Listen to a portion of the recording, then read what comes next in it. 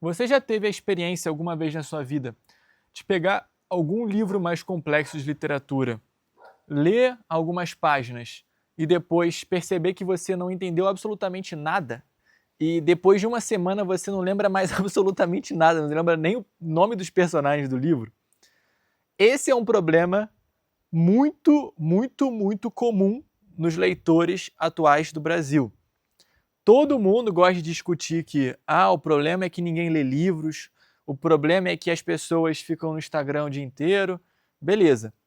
Agora, quando as pessoas leem, que tipo de leitura que elas fazem? Porque você percebe, a maior parte das pessoas que se eu chegar, der para ela um texto aqui do Graciliano Ramos e falar para ela, fulana, lê aí esse livro, e deixar ela um mês lendo o livro. Depois de um mês, eu vou chegar e vou perguntar, tá, me conta aí, o que é o livro, sobre o que é o livro, quem são os personagens. Você percebe que a pessoa, muitas vezes, o que acontece no Brasil é até engraçado, mas as pessoas que leem, grande parte delas, é claro que não são todas, mas grande parte, não consegue lembrar nem o nome do livro que ela leu. Você percebe que bizarro que é isso? E no vídeo de hoje eu gostaria de mostrar para vocês aqui uma das formas que existem de você começar a fazer uma leitura um pouco mais profunda e uma leitura que vá realmente fixar muito mais na sua cabeça, tá? Por quê? Primeiro que ler é um verbo que já pressupõe uma série de coisas, né? Quando a gente fala, por exemplo, não, eu li, mas não entendi. Cara, tem um problema aqui, percebe? Porque o próprio verbo ler já pressupõe que você está decodificando palavras ali e tal, e você está conseguindo compreender o que são aquelas coisas. Então, se eu falo que eu li, mas não entendi, ou li, mas não consigo falar para ninguém o que é a coisa e tal, percebe que você não está lendo de verdade? A leitura, ela justamente acontece quando você pega ali aquele arranjo do autor ou daquele texto e você consegue não só decodificar, não só falar as palavras em voz alta, você consegue também pegar as sutilezas, você consegue interpretar ali as analogias que o autor faz, você consegue entender o jogo de palavras que ele está usando, a estética, muitas vezes, do vocabulário, como é o caso do Graciliano Ramos, né? Ele utiliza nos seus livros todo um vocabulário daquele mundo específico e tem várias sutilezas, os personagens eles têm uma certa consistência brilhante durante todo o livro e é por isso e por outros motivos também, que o autor, como é o caso do Graciliano Ramos, é um baita gênio. Mas as pessoas não são capazes de fazer isso. Então, como eu havia dito, hoje eu vou mostrar para vocês aqui uma das formas na prática que você tem de começar a ler num nível um pouco mais alto, tá? Então, primeira coisa, né, que é um pouco óbvia, mas que tem que ser repetida nessa geração que a gente vive. Se você não conhece a palavra, você não vai deduzir qual que é a palavra pelo contexto. Você compra lá um dicionário, Caldas Aulete na Amazon, beleza? Ou deixa um computador aberto do teu lado ou o celular, mas aí já não é tão indicado assim, porque sempre corre o risco de você abrir o Instagram enquanto você está lendo. Melhor, eu comprei um dicionário físico, quero nem saber, eu comprei um dicionário físico. Então, vamos fazer esse exercício de ler aqui um trecho do São Bernardo, do Graciliano Ramos, tá? E eu vou mostrar para vocês o que você tem que fazer enquanto você lê um trecho como esse, tá? Eu estou aqui, só para vocês terem uma noção, eu estou aqui no capítulo 10 do livro, tá? Que é quando o Paulo Honório, que é o personagem principal, ele encontra com a mãe Margarida, que é uma senhora que criou ele durante a infância, tá? Que é inclusive é uma das únicas personagens virtuosas no livro inteiro, tá? Olha só. Encontrei Margarida sentada numa esteira, riscando os tijolos com carvões. Primeira coisa que você tem que fazer, pensar, imaginar a cena. Então imagina que é o sertão, imagina que é uma senhora, provavelmente tem a pele toda enrugada, provavelmente a pele dela é uma pele toda queimada pelo sol, que ela deve ter o que? Sobrancelhas brancas já, um cabelo meio gasto, assim, branco, que ela deve ter um olhar no rosto dela, assim, de dor, percebe? De uma vida dura, difícil vivida, e ela tá ali sentada meio que num canto, riscando um tijolo, e aí você tem que imaginar como é que é esse tijolo, como é que é um carvão. Imagina como é que a mão dela tá preta de estar num carvão. Então você está imaginando a cena, percebe? Tu não está lendo atropelada a coisa, você está de fato ali pensando, de fato imaginando o que o autor quis dizer. Beleza. Mãe Margarida, como vai a senhora? É o que o Paulo Honório diz ali para ela. Tentou endireitar o espinhaço emperrado e, antes de lançar-me os olhos brancos, reconheceu-me pela voz.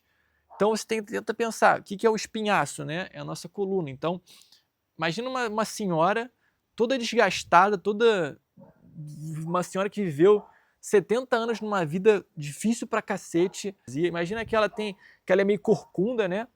E aí você pode imaginar agora outras senhoras que você já conheceu que também tinham esse problema de postura. Imagina que, pô, eu tinha uma tia, por exemplo, que ela tinha um problema sério, que ela era bem curvada mesmo. Então eu imagino que essa dona Margarida seja mais ou menos como essa minha tia. E eu imagino ela tentando se endireitar um pouco assim, ó, para ficar um pouco mais digna, né, para ficar um pouco mais apresentável ali para ela se comunicar com o Paulo, né? E olha só o detalhe, endireitar o espinhaço emperrado, né? Olha como é que estava a coluna dela ali, estava emperrada, né? Estava gasta ali, estava dura, não se mexia mais direito, né? E antes de lançar-me os olhos brancos, ou seja, como se ela estivesse lançando a ele os olhos brancos, reconheceu-me pela voz. Antes dela jogar o olho para ele, ela já tinha reconhecido pela voz quem era. Percebe? Aqui gemendo e chorando, meu filho, cheia de pecados. Olha que interessante aqui, como que ela primeiramente se comunica com o Paulo, né? Aqui gemendo e chorando, meu filho, cheia de pecados, ou seja, uma referência aí ao Salve Rainha, né?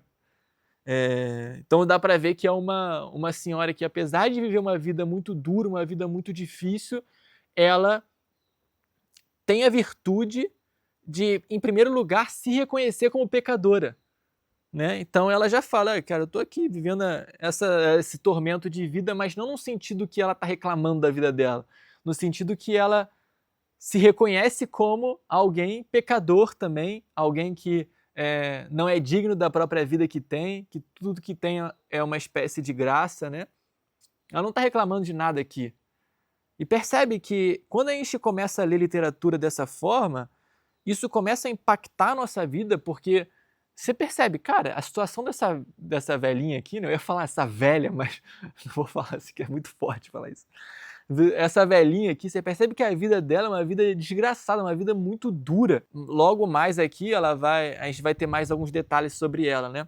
Mas percebe que a atitude dela é de não reclamar, é de não falar que a vida dela tá ruim demais, que ela precisa de não sei mais o que, não sei o que lá, que era melhor que ela morresse logo.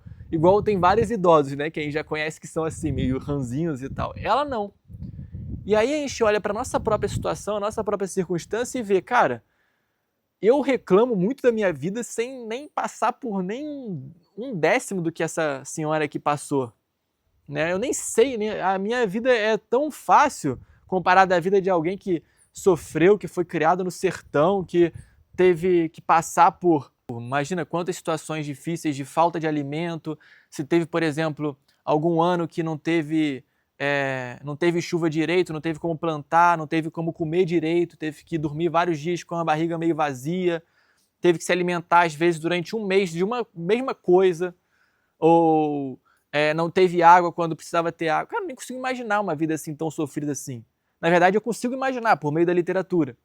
E isso causa um impacto tão forte na minha vida, tão grande, que quando eu começo a realmente estudar profundamente a literatura, eu começo a ver que, cara, eu não posso reclamar da minha vida, né? Eu fico até com vergonha de reclamar depois que eu li verdadeiramente e que eu imaginei a cena, tá? Que eu tô imaginando a cena, eu tô lendo com vocês devagar e imaginando a cena. E aí, ó, o que o Paulo Honório vai falar. Esse livro aqui é narrado em primeira pessoa, né? Pecados. Antigamente era uma santa. E agora, miudinha, encolhidinha, com pouco movimento e pouco pensamento, que pecados poderia ter? Como estava com a vista curta, falou sem levantar a cabeça, repetindo os conselhos que me dava quando eu era menino. Uma fraqueza apertou-me o coração. Aproximei-me, sentei-me na esteira, junto dela. Mãe Margarida, procurei a senhora há muito tempo. Nunca me esqueci. Foi uma felicidade encontrá-la. E carecendo de alguma coisa é dizer: mande buscar o que for necessário, mãe Margarida, não se acanhe. Olhou com espanto as cadeiras, a mesinha, a lâmpada elétrica, os móveis do quarto próximo. Para que tanto luxo? Guarde os teus troços, que podem servir. Em cama não me deito, e quem dá o que tem, a pedir vem. Olha o que a dona Margarida fala, né? Então ela olha só que interessante, ela olha para a cadeira, para a mesa, para a lâmpada elétrica e vê isso tudo como o quê? Como um luxo, como algo supérfluo, né? O que é um luxo? O luxo é justamente aquilo que sobra. Para ela, o necessário mesmo é, cara, para ela nem uma cama é necessário. Ela consegue viver até com uma pequena coisa estirada no canto para ela simplesmente se repousar ali. Por isso que às vezes ela tem esse problema nas costas, né? Porque ela nunca pôde ter um mínimo de conforto na vida, né? Olha que forte e olha como que isso impacta a nossa vida se a gente de fato imagina as coisas, né? Então, imagina aquela senhora falando: para que tanto luxo, meu filho? E a gente reclamando quando a gente não consegue, sei lá, o Red Bull de melancia que a gente queria, porque só tem o Red Bull de lixia, sei lá, ou de outro sabor. Ou, não, a gente vai no restaurante, só tem Coca Zero, não tem Coca Zero, só tem a Coca normal ou Guaraná Zero. Aí a gente, nossa, dá maior show, né, que não tem a coisa que a gente quer. E aí olha pra dona Margarida, pra senhora, pra mãe Margarida aqui. Por isso que a pessoa que lê muito literatura e lê certo, imagina as cenas, ela cresce muito, ela amadurece muito depois que ela fala do luxo, né? Não faz mal, mãe Margarida. Esteja sossegada, durma sossegada. Faltando lenha para o fogo, avise. Não deixe o fogo apagar-se, que as noites estão frias. É o que eu preciso, o fogo e um pote. Continuou a riscar figuras no chão. Curvada, um rosário de contas brancas e azuis aparecia pelo cabeção aberto e batia-lhe nas pelancas dos peitos. Olha só, esse cabeção é justamente uma gola larga ali, né? Então, você imagina agora, ele descreveu como que ela estava vestida mais ou menos. Não dá para imaginar a cena do próprio terço dela ali, né? Do rosário, que não era, percebe que não é qualquer coisa aqui. Não é para você imaginar um terço genérico. Quando você está imaginando a cena, você tem que imaginar a véia, tem que imaginar ela com um rosário branco e azul, e tem que imaginar exatamente como ele falou aqui, né? O rosário batendo no peito dela, com a gola meio, ela tava com a roupa dela com a gola meio aberta aqui. É para você imaginar essas coisas, tipo, ela riscando o chão ali com o carvão ali, meio que na dela, só com o rosário batendo ali naquele corpo dela que já estava destruído pelo tempo, né? Então, olha que você tem que imaginar, porque quando você imagina a cena, qual que é a diferença quando você imagina a cena? Você começa a fixar na cabeça. E daqui a um dia, quando você for lembrar, o personagem da Dona Margarida, da Mãe Margarida, vai ser muito mais relevante para você. Porque você lembra dos detalhes, você imaginou os detalhes, você comparou aquele personagem com outras idosas que você conhecia. Não, essa Mãe Margarida me lembra a minha tia que era meio curvada. Mas não me lembra aquela outra velha que eu conheci, que era uma velha que só reclamava da vida. Aqui a atitude dela é totalmente oposta. Você tem que ir lendo e pensando nessas coisas, certo? E aí, olha só, ela vai falar o seguinte agora. Queria também um tacho, o outro furtaram. Então ela faz mais um pedido. O que é um tacho? Um tacho é justamente essa panela grande, né? Redonda e tal, que não é muito funda. E aí olha o que o autor vai dizer. Lembrei-me do tacho velho, que era o centro da pequenina casa onde vivíamos. Mexi-me em redor dele vários anos. Lavei-o, tirei-lhe com areia e cinza as manchas de azinhavre, e dele recebi sustento. Margarida utilizou-o durante quase toda a vida, ou foi ele que a utilizou. Agora, decrépita, não podia ser doceira, e aquele traste se tornava inteiramente desnecessário. Está bem, mãe Margarida, terá um tacho igual ao outro. Então olha que forte aqui, olha como que o autor descreve isso. Primeiro a gente tem que imaginar o que é um tacho, justamente essa panela. Então, imagina uma casa, um casebre meio pobre, assim, que tinha só um tacho grande no meio. E a vida dessa moça era justamente fazer doces ali para vender. Olha como que o autor descreve a cena. Mexi-me em redor dele vários anos, lavei-o e dele recebi sustento. Como se o tacho, que era a ferramenta de trabalho da mãe dele, né, que não é exatamente a mãe de sangue, a mãe Margarida, como se esse tacho tivesse sustentando ele. Margarida utilizou-o durante quase toda a vida, ou foi ele que a utilizou.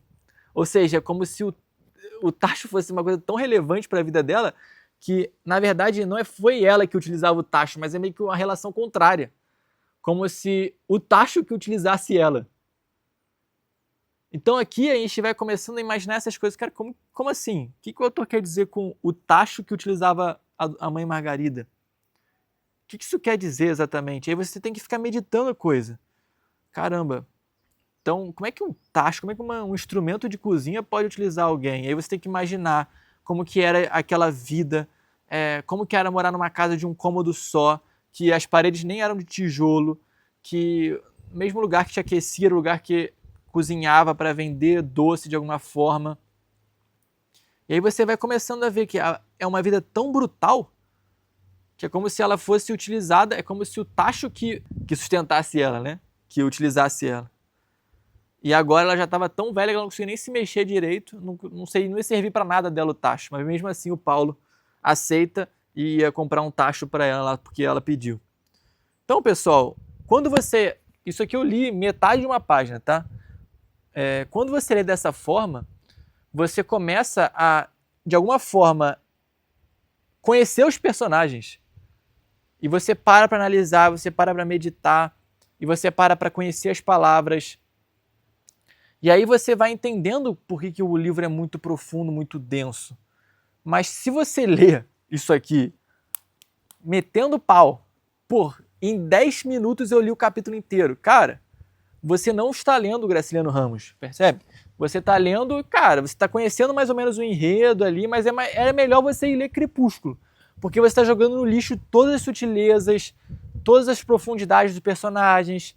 Se você passou por essa cena, por exemplo, e você não imaginou ali o rosário branco e azul batendo no peito da mãe Margarida, é como se você estivesse no cinema e você tivesse fechado o olho. E você meio que só escutou, ele prestou atenção na pipoca, não sei o que, perdeu a cena.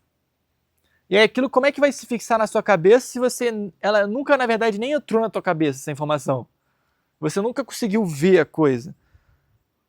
Na leitura está pressuposto que você vai estar imaginando as cenas, percebe? Todas as cenas que vão acontecendo, você vai imaginando a coisa aqui, tá? Então, enfim, esse vídeo aqui, cara, é um vídeo que eu queria comentar um pouco mais sobre o ato de ler. Eu tô lançando aí a minha comunidade de estudos. Se você quer estudar comigo, se você quer conhecer literatura comigo, se você quer aprender mais sobre leitura, eu vou deixar o link aqui embaixo na descrição para a Floresta de Sherwood, que é a minha comunidade /Irmandade. Lá eu vou abordar todas as semanas encontros com vocês. A gente vai conversar sobre os livros, sobre algum tópico relevante. Então, é um projeto que eu estou muito animado de começar. E se te interessou de alguma forma esse vídeo aqui, dá uma olhadinha aqui embaixo na descrição, beleza? Que mais informações vão estar disponíveis lá, tá bom? Um grande abraço, então, e eu vejo vocês no nosso próximo vídeo.